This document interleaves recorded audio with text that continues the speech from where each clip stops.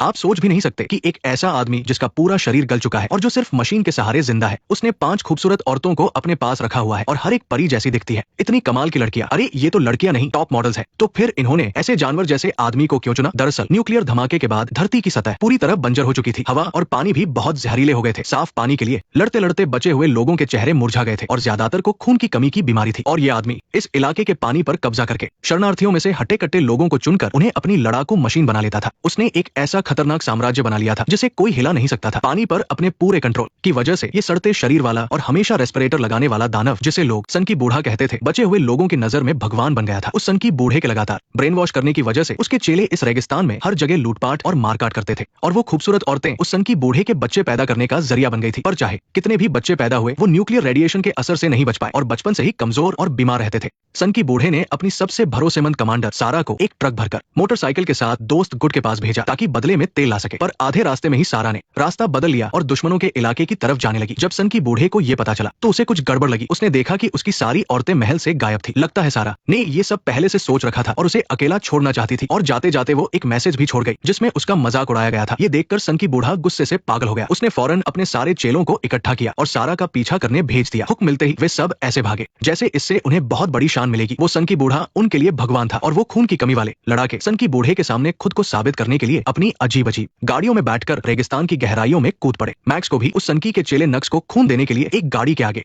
बांध दिया गया था। जैसे ही उनकी फौज सारा के करीब पहुंचने वाली थी, अचानक सामने तेज आंधी चलने लगी। आसमान में धूल ही धूल भर गई और एक भयानक रेतीला तूफान आने वाला था। सारा ने फौरन रफ्तार बढ़ाई और तूफान के बीच में घुस गई। फौज भी बिना कुछ सोचे समझे उसके पीछे चली गई। तुम रुक क्यों नहीं रही? हटो रास्ते से, हटो, तुमने गद्दारी करने की हिम्मत कैसे की? पर इस वक्त सारा को किसी चीज की परवाह नहीं थी। उसने मास्क पहना, एक्सेलरेटर दबाया और आर पार की लड़ाई के लिए तैयार हो गई। दूसरी तरफ नक्स की गाड़ी का टायर लड़ाई में फट गया था। गाड़ी का बैलेंस बनाने के लिए उसे खून के थैले का काम कर रहे मैक्स को गाड़ी के पीछे शिफ्ट करना पड़ा। किसे पता था कि मैक्स इसी मौके का फायदा उठाकर एक लात में लड़ाके को नीचे गिरा देगा। इसके बाद गाड़ी सीधे तूफान में जा घुसी। इस खतरनाक रेतीले तूफान के सामने वे सब चींटियों की तरह छोटे लग रहे थे। जरा सी भी चूक होने पर वो यही दफन हो सकते थे। पर नक्स को डर तो बिल्कुल नहीं लगा, बल्कि वो और भी ज्यादा एक्साइटेड हो गया। ओह, क्या मजा आ रहा है, सच में बहुत मजा आ रहा है। अब वो एक बहुत ही पागलपन वाली हरकत करने वाला था। अरे पागल किसे कहते हैं अब पता चलेगा। अचानक गाड़ी चलाते चलाते नक्स ने अपनी गाड़ी को पेट्रोल से भर दिया और अपने मुंह पर सिल्वर रंग का पेंट स्प्रे करने लगा। ये उन चेलों की एक रस्म थी जो वो मरने से ठीक पहले करते थे। जैसे ही नक्स पेट्रोल में आग लगाकर सारा की तरफ बढ़ने वाला था, मैक्स ने उसे पकड़ लिया। उसी वक्त सारा की गाड़ी उनकी गाड़ी से टकरा गई और दोनों हवा में उड़ गए।